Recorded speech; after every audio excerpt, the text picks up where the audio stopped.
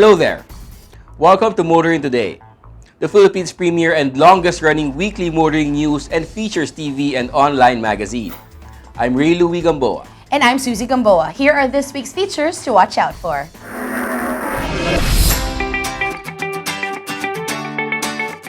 On Motoring Forum, we shall have the latest on transport agencies' action against drivers with multiple traffic offenses. Our road safety reminder on the Young Street Smarts portion centers on what to do when one encounters a solid white center line road marking. This week's Buying Chuper shall be about the no smoking policy in PUVs. The public service segment centers on the government's reaction on colorum vehicles used as public transport. Showcase this week shall have the subcompact SUV from Subaru, the XV 2.0 IS CVT with eyesight. While for race weekend, we'll have the highlights of the 2019 National Slalom Championship Awards Night held at Kowloon House, Quezon City.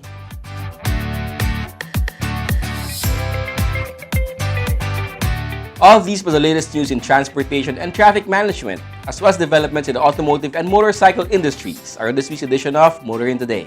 Join us.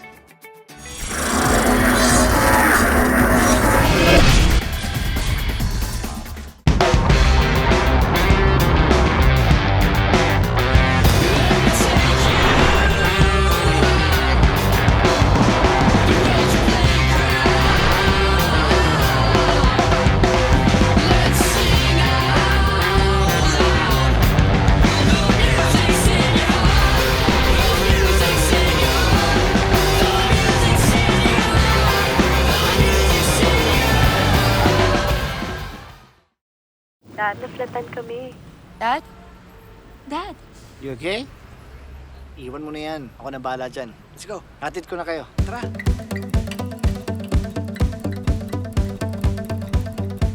Excuse me?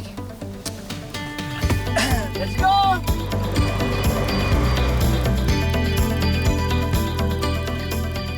Thank you. You always have my back. Have fun. I will.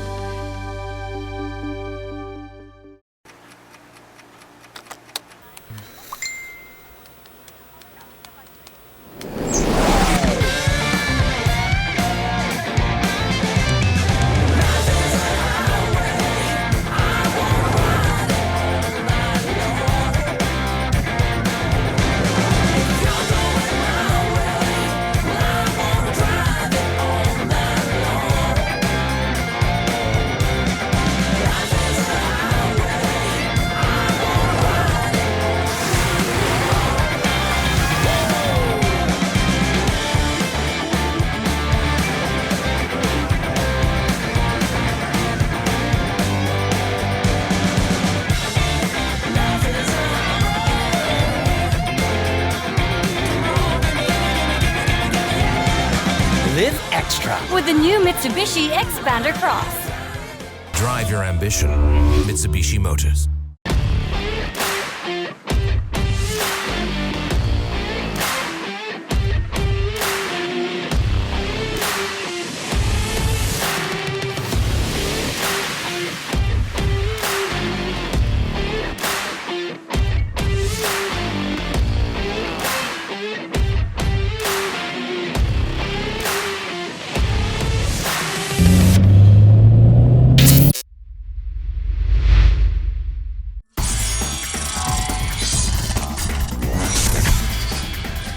Welcome back. Here are the latest news and developments in transportation and traffic management. DOTR-OIC Undersecretary for Road Transport and Infrastructure, Mark De Leon, said that PUV operators who will not be able to modernize their units would have to refer to their vehicle's roadworthiness to be able to continue with its operations.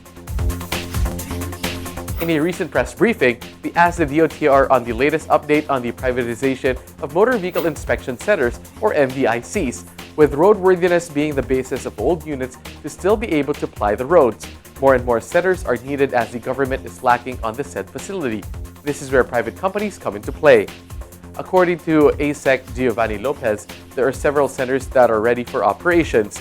This comes with the requirement to provide real-time results through information technology or IT connectivity. Ngayon po, may mga centers na po tayo na handang mag-operate. No? Nagpulong-pulong ang DOTR kasama ang LTO, kasama yung mga sinasabi nating IT providers ng LTO, Dermalog at saka Stratcom at mga ibang resource persons. No? Ang isang pinag-usapan namin dito yung IT connectivity. Bakit ito kailangan? Sa simpleng rason na iniiwasan po natin ang human intervention dito.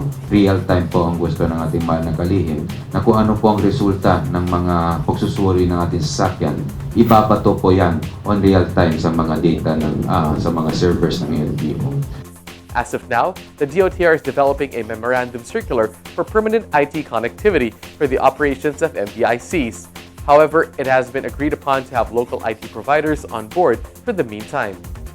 Napagkasunduan, ang pwedeng gawin natin ito na local IT in the meantime para po at least yung mga centers na handa na pong magbigay serbisyo sa ating masakyan, masimulan na po natin. The DOTR official added that a resolution will be released soon and they will be inspecting centers along with Congress's Committee on Transportation. With the modernization of public transportation comes the modernization of the Motor Vehicle Inspection Systems test. The DOTR, the LTO, and its IT providers are ensuring that this will become a reality. Meanwhile, upon the LTO's announcement that applicants for a driver's license will be required to take an exam, the DOTR has given a directive to the office to make the driver's licensure exam available in English, Filipino, or in the language most common in the region. According to Secretary Tugade, the initiative is a product of his dialogue with Davao Oriental 2nd District Representative Joel Almario, which proves that no one has the monopoly of ideas in the road sector. The transportation chief likewise said that the initiative aims to put into consideration those who will be taking their exams in Visayas and in Mindanao, and those who cannot understand either English or Filipino.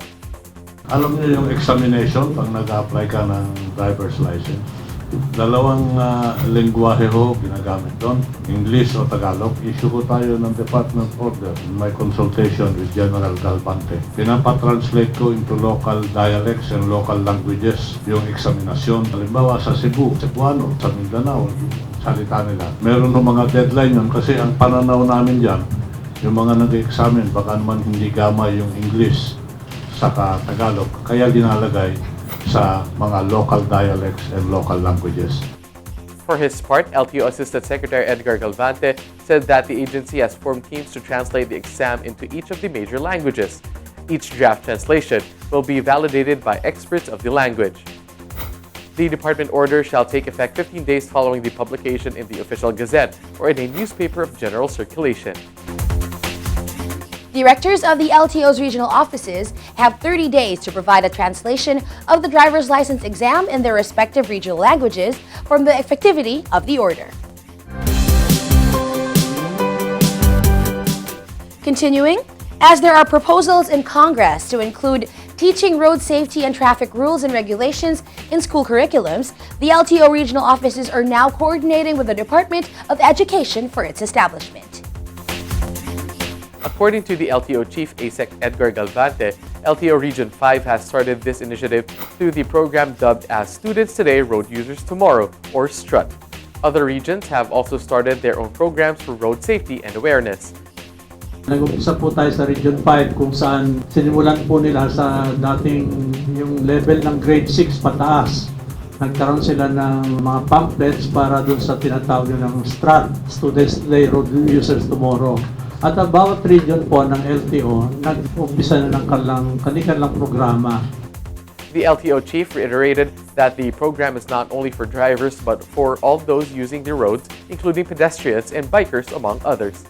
ASEC Galvante added that Imagine Law, a non-government organization, helps the LTO fund their trainings, particularly on speed limit observance, which is a frequent cause of road accidents. Kasama po namin sa mga training na ginagawa yung mga NGOs katulad ng Imagine Law kung saan meron po silang nakukuhang tulong mula sa WHO at tumutulong silang ponduhan yung aming mga training. Lalong-lalo na yung paglalagay ng speed limit sa mga kalsada. Napuna po natin na sa maraming aksidente nangyari, marami po rito ang na-involve dahil yung nagmamaneho sobra pong bilis dun sa pagpapatakbo ng kanilang mga sasakyan. He also stressed that speed limit in an area may differ depending on road type and class, as well as with the presence of churches, schools, and hospitals. Aside from the government, private sectors are also helping in the promotion of road safety and awareness in the country. And finally, following the announcement, the MMDA has stopped allowing bus drivers with multiple traffic violations to ply the roads of Metro Manila. MMD officials led by General Manager Jojo Garcia met with city bus operators and representatives from the LTO, LTFRB, and TESDA to discuss actions to be taken against public utility bus drivers for habitual traffic violators. The meeting reached an agreement that bus drivers will not be dispatched if they are included in the list of habitual violators. Added by GM Garcia, their driver's licenses will be confiscated by LTO as MMDA is not allowed to do so. Ang trust namin ngayon, behavior, to change the behavior of the drivers. Ang instruction ni ASEC, tingnan kung anong violations that affects road safety. Like for example, reckless driving, nakakatakot yan kasi road crash incidents. Kung ano yung, tingnan namin kung ano yung mga violations na dapat. We consider as road safety issue na pwede namin gamitin na yung discretion na yan to revoke the driver's license. The MMDA have bus management dispatch offices at various locations like Baclaran, Alabang, Navotas, Valenzuela, and Fairview. Last month, the MMDA submitted a total of 12,000 names of drivers with multiple violations, of which 2,500 drivers answered the show cause orders issued to them by the LTO. Under the Land Transportation and Traffic Code of the Philippines, a driver who commits at least 3 times of same violations during a 12-month period may face automatic suspension of his or her driver's license for at least 1 to 2 years. The MMDA highlighted that they are serious about suspending erring drivers with an alarming number of apprehensions and that it's about time. Those are the latest news in transportation and traffic management. Coming up next is Motoring Forum, brought to you by Suzuki Philippines.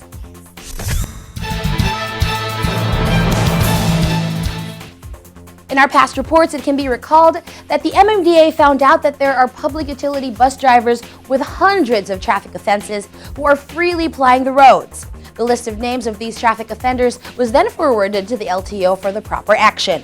This week on Motoring Forum, we have the latest on the said issue.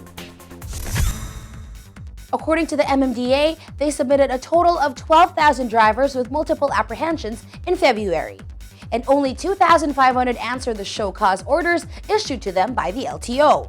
In a recent press briefing, MMDA General Manager Jojo Garcia stressed that he wanted these erring drivers with alarming number of traffic violations banned from the Philippine roads as they pose safety risks for passengers taking public transport. He reiterated that the agency wants the riding public to be out of danger, and one step to avoid this is by prohibiting habitual traffic offenders from driving.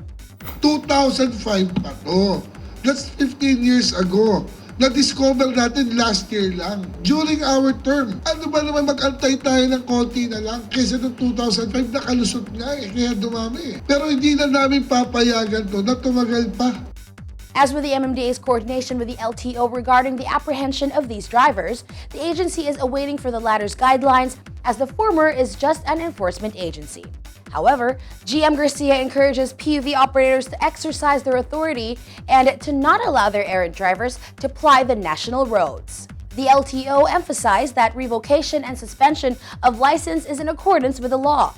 Aside from this, they may also face criminal charges like reckless driving, among others. I'm calling the attention of these drivers. Alam nyo kung sino yung nasa list. Kilala nyo yung sarili nyo. Tandaan nyo, kung nasa master list na kayo at naka-aksidente na naman kayo, hindi na kayo suspension, total revocation of the license. At hindi na kayo magmamaneho kahit kailan. Sabi ko nga sa'yo, lahat ng risk nasa kalsada. Kaya nililinis natin. Tinanggap ko na nga, ako na mismo nagsabi, kasalanan ng MMDA ito. Kaya dumami.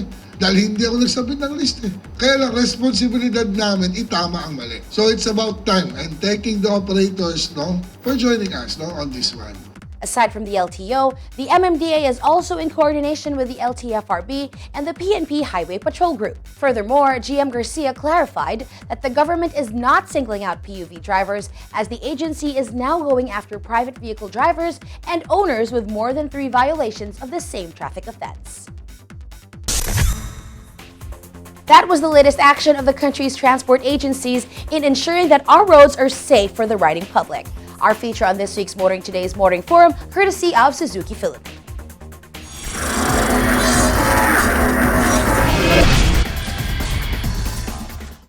Dad, naflipan kami.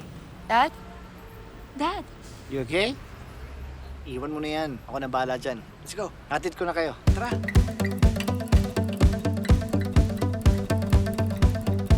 Excuse me?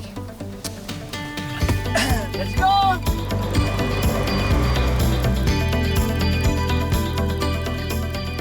Thank you. You always have my back.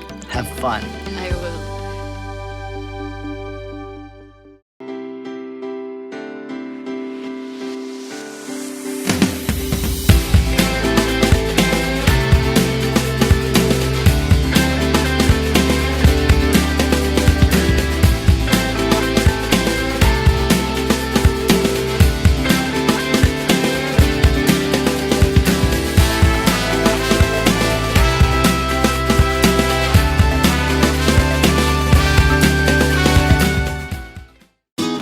Ano man ang marating, binabalikan pa rin. Ang mga unang pangarap, mga unang nakasama, mga unang aral, at ang unang naging gabay sa biyahe ko sa buhay. Oh, Joshua, napauwi ka! Siyempre, miss ko na first love ko eh. Make more firsts with a Mitsubishi Mirage. Drive your ambition. Mitsubishi Motors.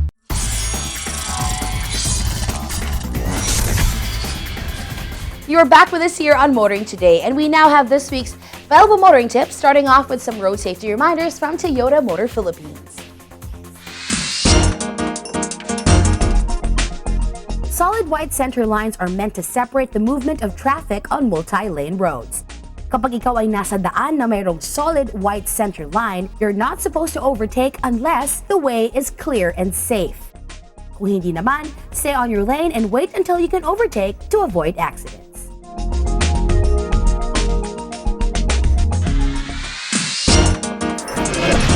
More motoring tips for you here on Motoring Today. Proper driver's demeanor while behind the wheel from Mitsubishi Motors Philippines. Payong chopper lang kaibigan, ako po si Hares. Isa po ang kapwa ninyo chopper. Baka di nyo alam, ang paninigarilyo ay matagal nang ipinagbabawal sa mga pampublikong sasakyan. Respeto na lang po sa ating mga pasahero, lalo na sa mga di naninigarilyo na kasakay mo. Kung ang mga pasahero ay di pwedeng manigarilyo, lalo na sigurong bawal manigarilyo ang nagmamaneho.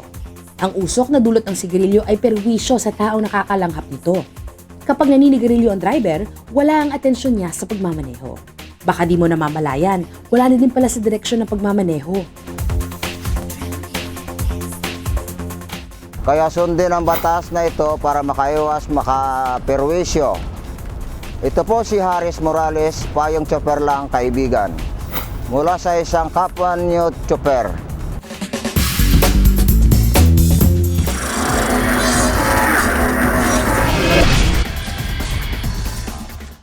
Dad, naflipan kami. Dad? Dad? You okay? Iwan mo na yan. Ako na bahala dyan. Let's go. Hatid ko na kayo. Tara.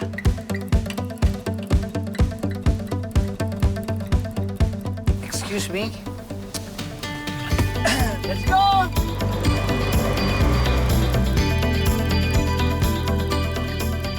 Thank you. You always have my back. Have fun. I will.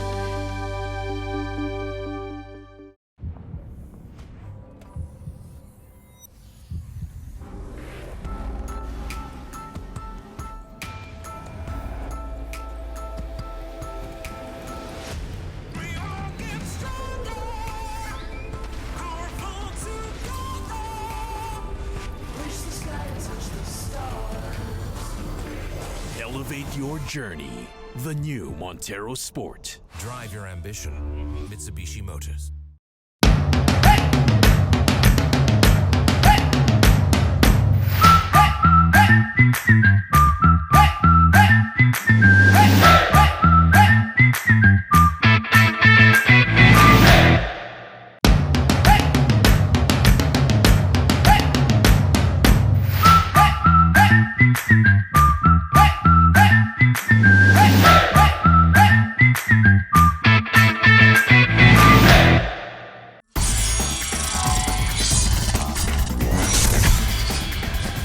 Continuing, we now welcome you to Motoring Today's World of Motorsports.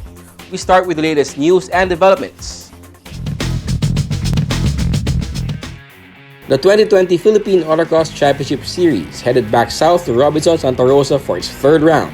Also back after missing the second round is teenage phenom Inigo Anton, who topped both the overall and open classes.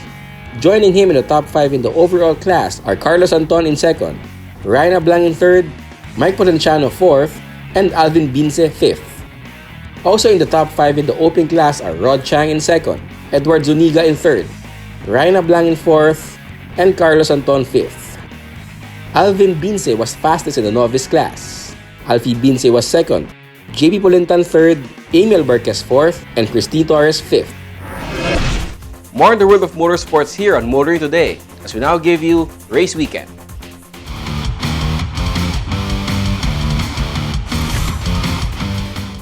The Slalom King and other class champions of the 2019 Race Motorsports Club National Slalom Series were honored and feted on its awards night.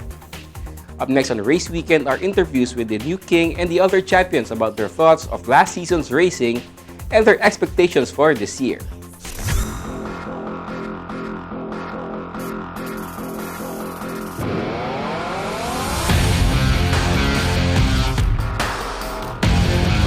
...2019 saw another successful year for the National Slalom Series, the longest-running grassroots motorsports event in the country that is organized by Race Motorsport Club.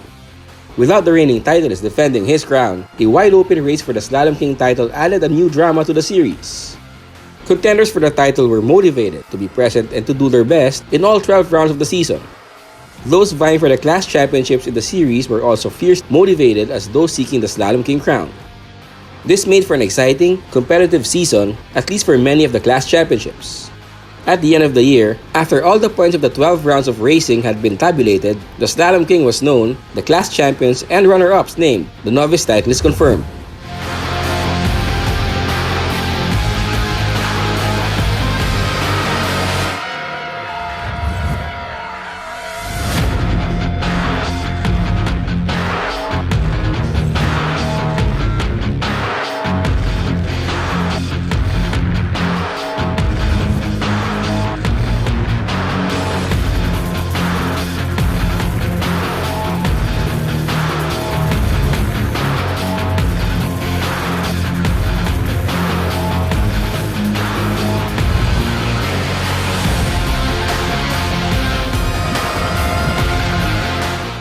But tradition called for the formal coronation of the 2019 Slalom King and the presenting of trophies and prizes to class and novice champions be held at an awards night well into the new year. At the awards night, Race Weekend interviewed the Slalom King, the novice overall champion, and some of the class champions.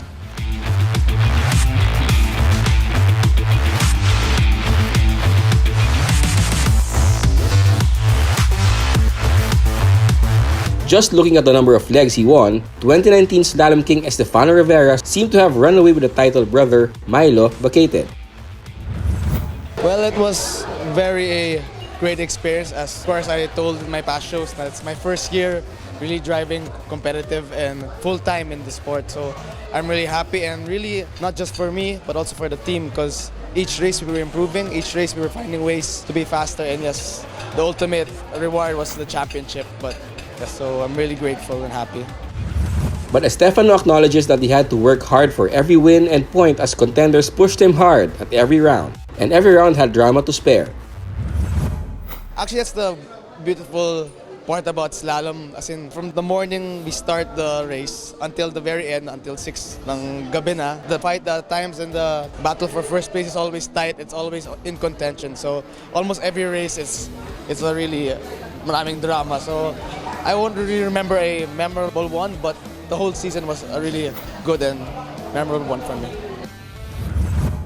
The 2020 National Slalom Series season started out quite early to the surprise. Albeit happy, surprise for many of the racers, including the Slalom King. It was also a happy surprise to those who follow the sport, as many of those who showed up for the first round including many returning veterans and stars of the sport, including Milo.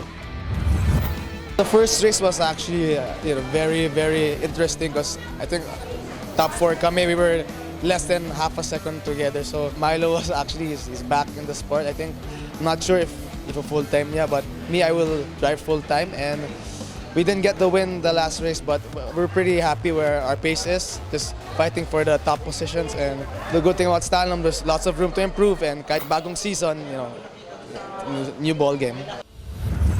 But before Estefano begins focusing on the new season, he said that there are lots to thank for his successful 2019 slalom season. I want to, of course, thank Motorsports Club, Tita Bing Bang, and our beloved Tito Lito Dulce for continuing to make slalom a great racing sport for everyone nationally.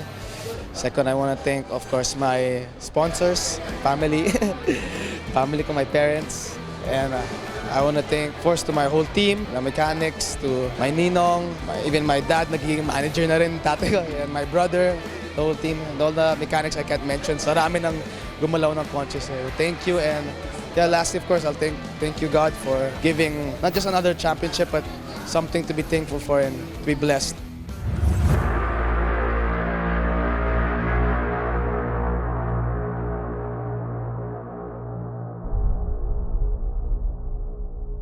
(2019) novice overall champion Rod Chang was working on a perfect season going into the 12th and final round of the season, but it was not to be. Well, entering the 2019 season, actually I have a lot of reservations from the start because, you have to decide whether to go for a higher displacement engine that I cannot control or we go for a just enough engine horsepower that I can manage. But I think we have the right decision because true enough, we'll be able to choose the latter, and we are enjoying a very good lead. We were able to brought home for 11 straight yung novice best time, but unfortunately on the last leg, I'm having some troubles with my suspension, and the track setup is different from the usual parking lot setup, which my car is not designed for that kind of track. But fortunately, at the end of the day, I was able to get the novice overall for the 2019 season. While still competing in the novice class in 2019, Rod Chang managed to land among the top 5 fastest overall in some rounds. So stepping up to the pro level after becoming novice champ should not be too difficult. But the novice overall champion maintains he has moderate ambitions in 2020. Last February 23, I was able to taste the pro division class and going up to the best of the best drivers in slalom. Well, I could say we have prepared well, although in the last leg we have to make some few adjustments with regards to my driving and the car. So medyo matagal din kasi nag-off nung last December. Again, siguro I just have a simple goal to at least I'll be very happy if I could make it to top 3. Yun na lang muna yung target natin for this year.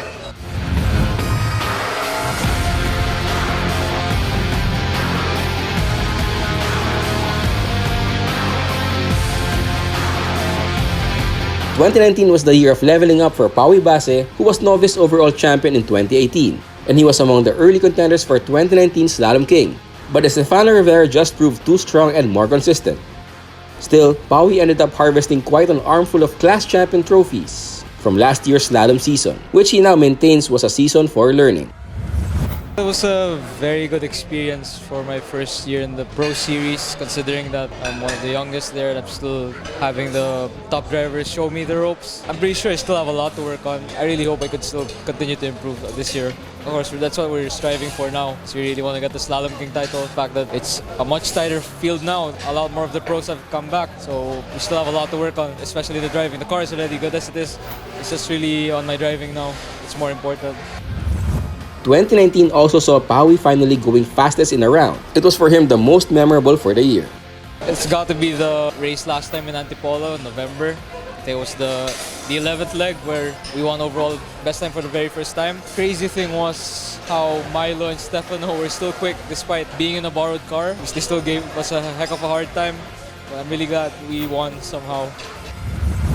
Pawi sees the slalom racing community more like a family, which has helped him grow as a racer.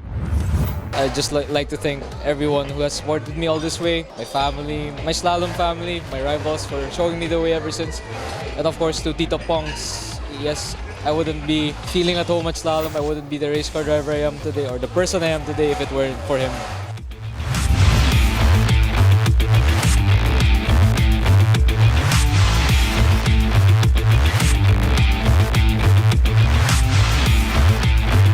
Late Dominique Sarmiento ended the 2019 slalom season as clubman class champion. Still, she believes she didn't have a good year and needs to do more in 2020. I can say na it's not really that good, pero I'm hoping for new explorations with driving, and I can honestly say na I need more experience pa talaga. Yeah. But like most of the young ladies taking part in local motorsports events like slaloms, Lei is unfazed by competing against men. It feels really challenging actually kasi male-dominating to, and then we are young girls and nakikisabay kami sa kanila, so talagang mahirap pero we're keeping up.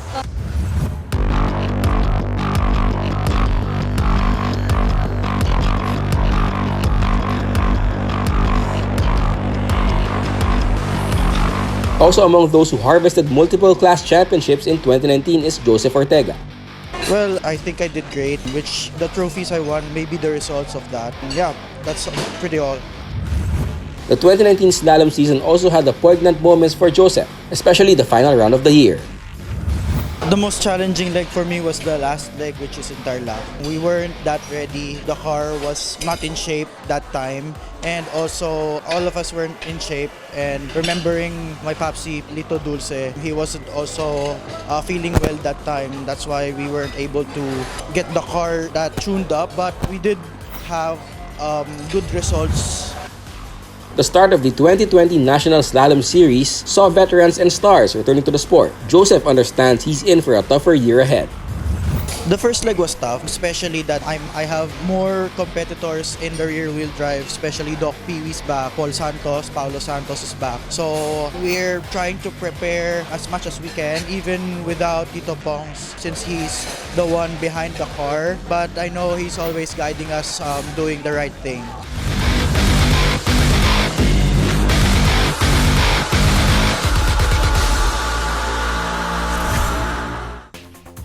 Unlike last year, the 2020 Phoenix National Slalom Series will have the reigning Slalom King defending his title. With a lot more veterans returning to the sport and the young ones getting better. It should be an interesting and exciting season for slalom racing.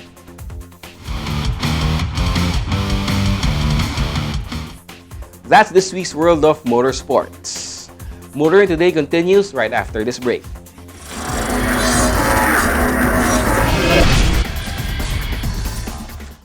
Dad, naflatan kami. Dad? Dad? You okay?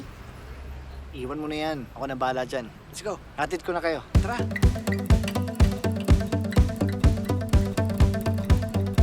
Excuse me? Let's go!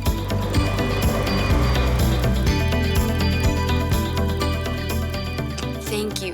You always have my back. Have fun. I will.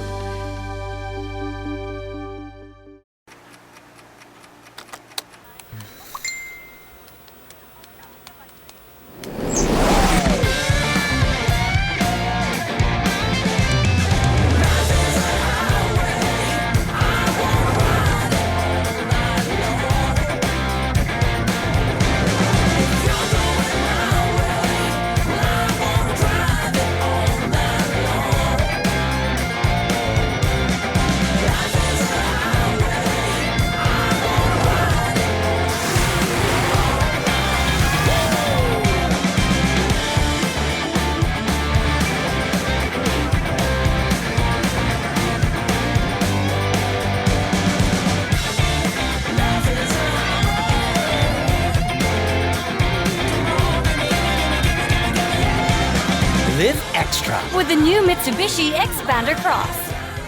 Drive your ambition. Mitsubishi Motors.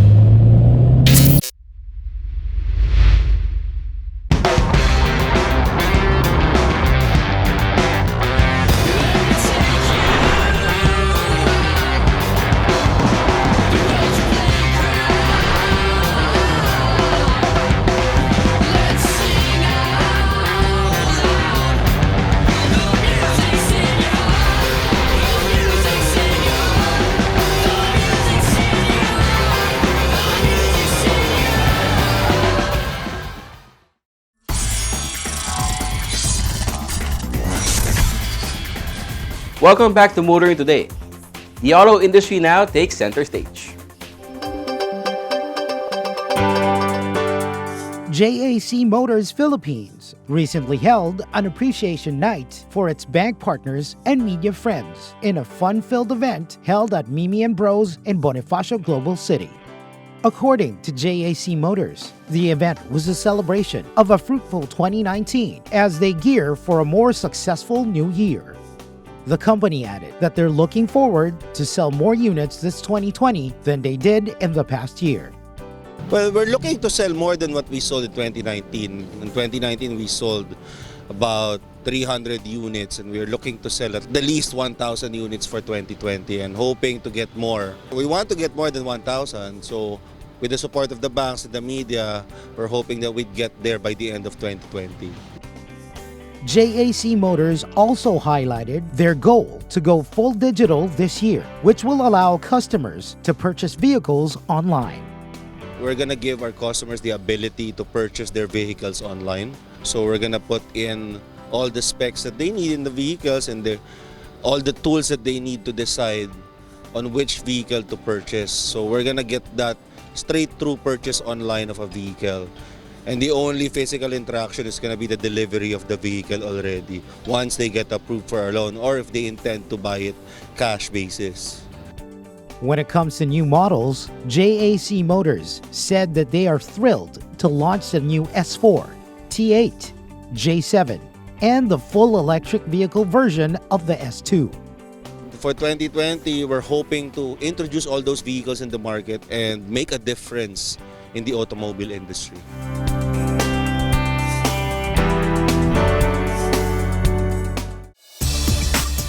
Maxus Philippines has officially unveiled the T60 4x2 Pro and 4x4 Elite pickups in an event held at Arco Villa City along Eulogio Rodriguez Avenue in Pasig City.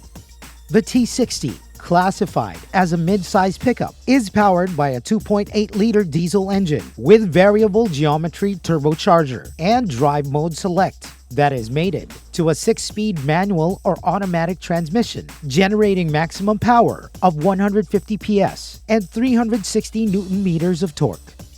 You'll be surprised that the standard feature of this car is fully packed. In fact, you will have 17-inch alloy wheels, rear bed liner, you have side step board, you have cruise control, and for the 4x4 model, you have LED headlights with daylight running lights.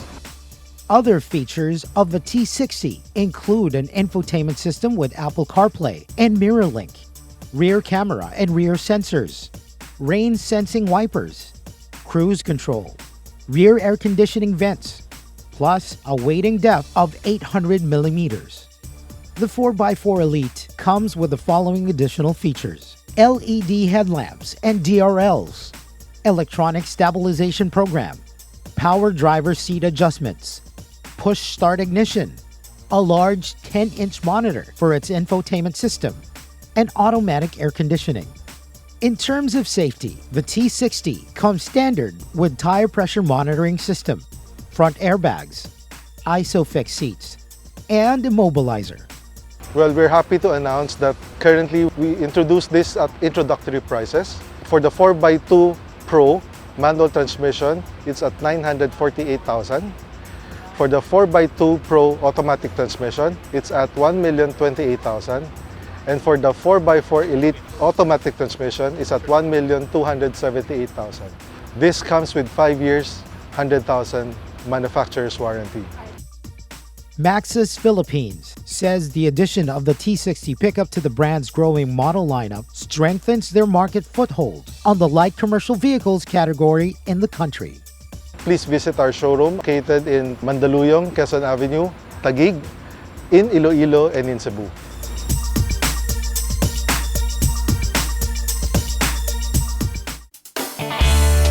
Motor Image Pilipinas, the official distributor of Subaru vehicles in the country, has officially brought in the 2020 Forester GT Edition to the local market. The GT Edition is powered by a 2-liter direct injection boxer engine that produces 156 PS of power and 196 Newton meters of torque. These figures are coupled with a Lineartronic CVT and symmetrical all-wheel drive system. The GT edition is only made for our markets because Jack Kobayashi and Giken designed it specifically for our market, so we handle everything together with them 100%. What's interesting in Asia is that a lot of the customers like to make their cars more sporty looking, and I think that is something that seems to be quite common in Asia. And I think you would see even MPVs with body kits and things like that. So I think having this GT edition in our markets is very useful or helpful for those customers that want to be different. And I think in Asia, people use their cars as one of the ways to express their personality. For the latest iteration of the Forester, Subaru ensured that its exterior stands out, especially the aero kit. It includes front bumper lip extension, side skirts, roof spoiler, and rear bumper lip extension. These are complemented by a set of 18-inch bespoke alloy wheels. Inside, the GT Edition boasts its own seat leather design. For the infotainment system, the GT Edition is equipped with a new 8-inch display audio system with Apple CarPlay and Android Auto connectivity, and a 360-degree around view monitor system, which enables drivers to park and maneuver with ease. Added safety features include the Subaru Global Platform and EyeSight Driver Assist technology.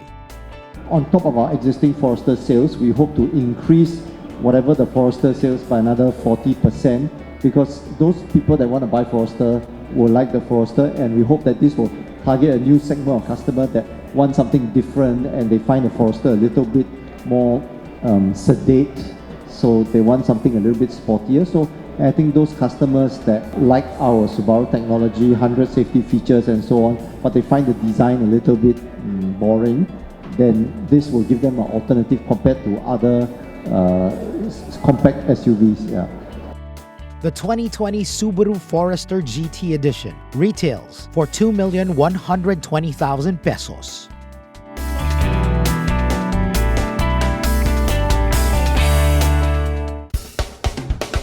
Auto Italia Philippines Enterprises Incorporated and Piaggio India have recently signed a technical licensing agreement of complete knockdown or CKD kit assembly in a ceremony held at the Manila Golf and Country Club.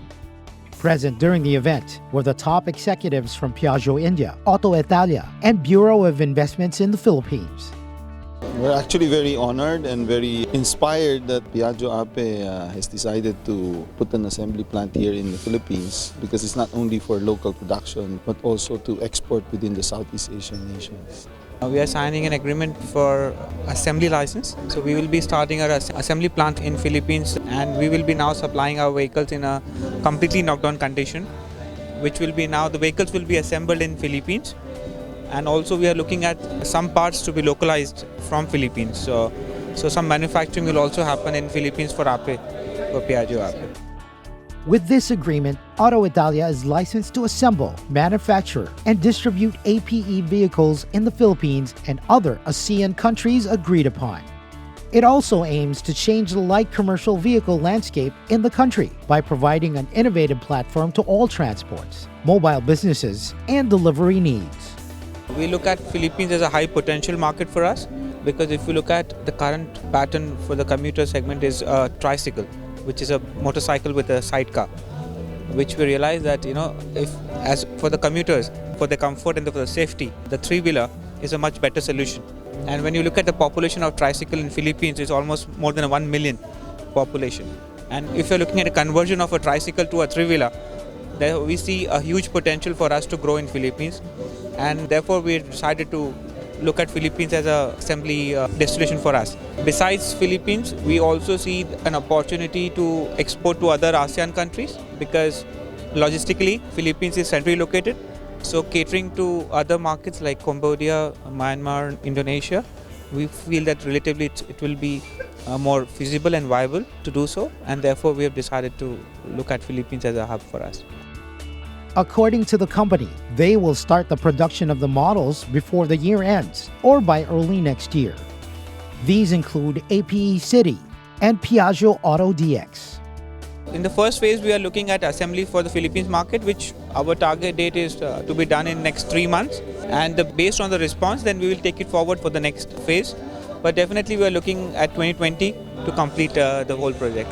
Definitely, we are looking at doing it at a very fast pace. We are trying to do a lot of these activities parallelly so that we save on time and have this plant commissioned as soon as possible in Philippines.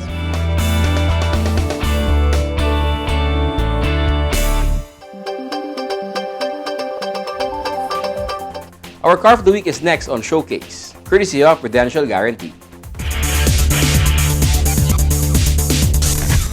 This week on Showcase, we're looking at the power and capabilities of one of Subaru Philippines' top-selling cars, the Subaru XV. Watch this. Yeah, we are in the place to be.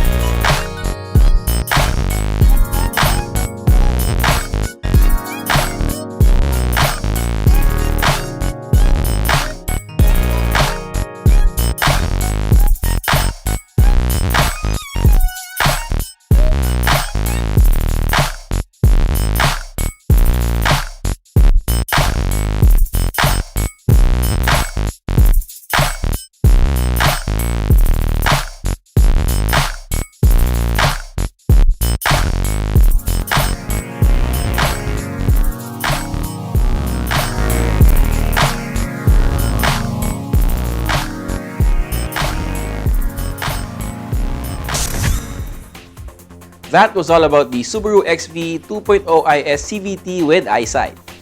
Now we know why it's such a key player in the subcompact crossover industry. Our featured vehicle in this week's showcase, courtesy of Prudential Guarantee.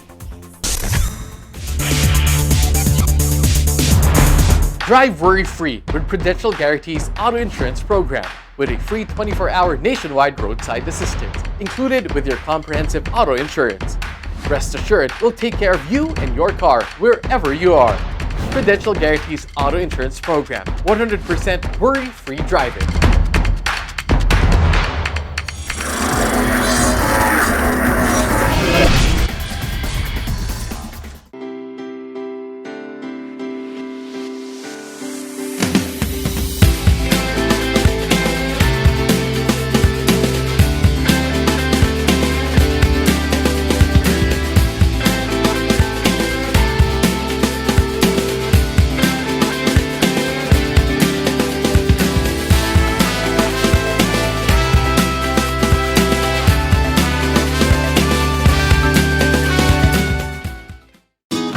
Ano man ang marating, binabalikan pa rin.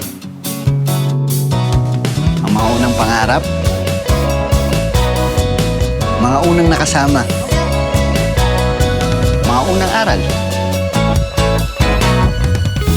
at ang unang naging gabay sa biyahe ko sa buhay. Oh, Joshua, napauwi ka! Siyempre, miss ko na first love ko eh. Make more firsts with a Mitsubishi Mirage. Drive your ambition. Mitsubishi Motors. Dad, naplatan kami. Dad? Dad? You okay? Iwan mo na yan. Ako na bahala dyan. Let's go. Hatid ko na kayo. Tara.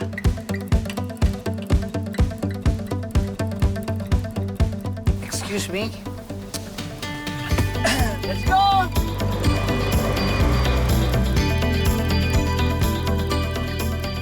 Thank you. You always have my back.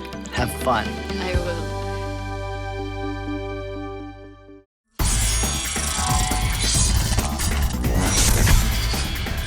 We now have our public service segment brought to you by Honda Cars Philippines. The presence of colorum vehicles has been a major problem to transport authorities, especially to the Department of Transportation, the Land Transportation Franchising and Regulatory Board, and to the Land Transportation Office. This week on Public Service, colorum vehicles used as a public transport will be the center of our discussion. We normally pass by the Pasig area and notice that along Shaw Boulevard, there's a queue of people, conductor who collects fares before getting them aboard. Lacking the proper markings provided by the LTFRB, it is pretty much obvious that this is colorum and illegal. We shall be asking the proper authorities on their reaction to this. That's our public service segment from Honda Cars Philippines. And may we remind you once again, if you come across any motoring issue or problem that you deem as unsafe or inimical to the general motoring public, which you would like us to highlight on this portion or to refer to the proper authorities for appropriate action, please feel free to let us know about it. Take a look at your screens for our contact details. And that's the week that was in motoring. Thank you for joining us. Also, don't forget to like us on Facebook and follow us on Twitter and Instagram. Until next week here on Motoring Today, now in its 33rd year of continuing service to the general motoring public with a lifelong commitment to promote road safety.